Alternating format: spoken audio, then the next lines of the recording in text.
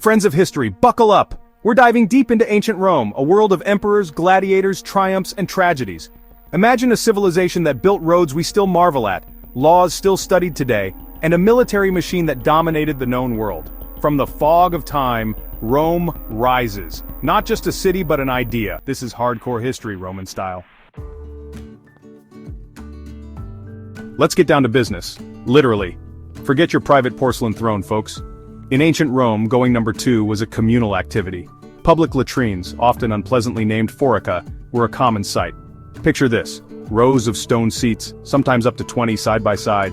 No stalls, no privacy, just you and your fellow Romans sharing a moment of contemplation. These weren't your dingy back alleys either. Some latrines were even located near public baths and forums. Think about that for a second. You're catching up with friends, discussing politics, all while taking care of business.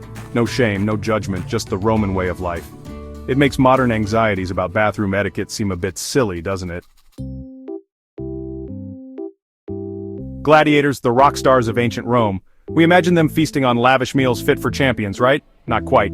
Turns out these warriors lived primarily on a diet of beans. Yes, you heard that right. Beans.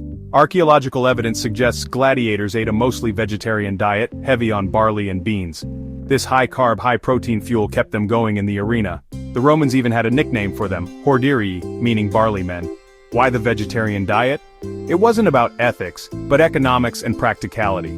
A plant-based diet was cheaper and easier to digest, ensuring the gladiators were in top fighting shape. Plus, a little extra padding might have helped absorb a blow or two in the arena. Roman feasts, legendary for their decadence, excess, and induced vomiting? You heard that right. The Romans, particularly the elite, took their feasting seriously, sometimes to the point of absurdity. Imagine a multi-course meal that stretched on for hours. Guests would indulge in exotic delicacies from peacock tongues to roasted dormice. But here's the kicker. To make room for more food, they would often excuse themselves to vomit, then return to the feast for round 2. This practice, while repulsive to us, was a sign of status and wealth in ancient Rome.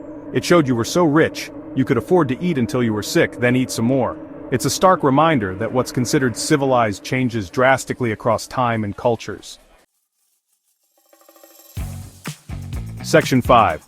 Deadly Beauty, the dark side of Roman cosmetics. In ancient Rome, beauty was serious business. Both men and women adorned themselves with makeup and cosmetics. But here's the catch. Some of their beauty products were downright dangerous. Lead, for example, was a common ingredient in face powders and paints. While it might have given Romans that coveted pale complexion, it also led to lead poisoning, causing everything from hair loss to infertility.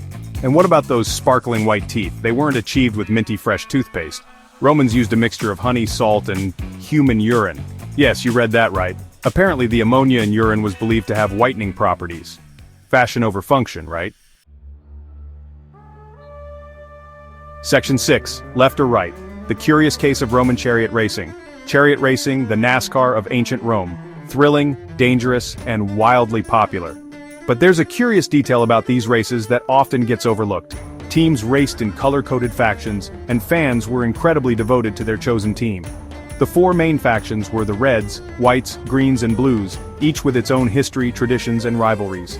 Fans would bet on their team, cheer themselves hoarse, and even riot if their team lost. Sound familiar? The intensity of these factions went beyond sport.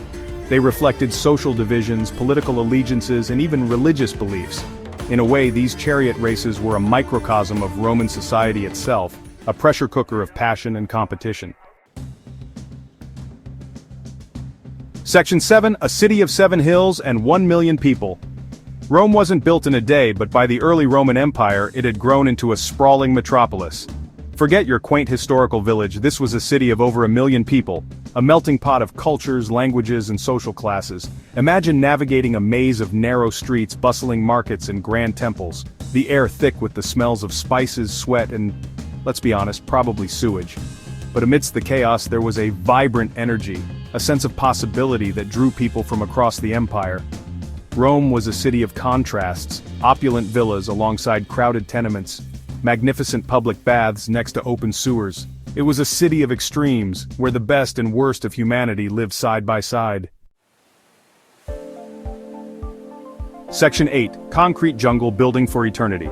The Romans were master builders. Their roads, aqueducts, and temples still stand today, a testament to their engineering prowess.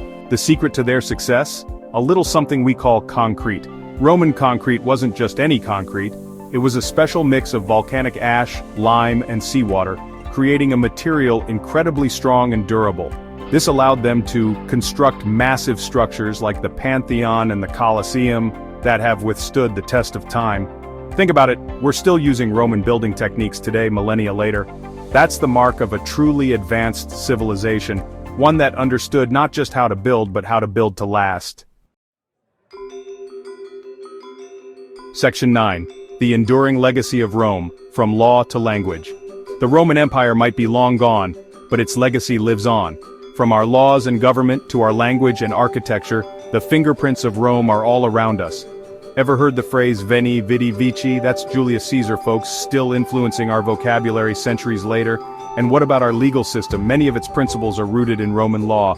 Even our calendar, with its months like July and August named after Roman emperors, is a reminder of Rome's enduring impact. So the next time you're sipping a latte, a word with Latin roots by the way, remember the empire that shaped our world.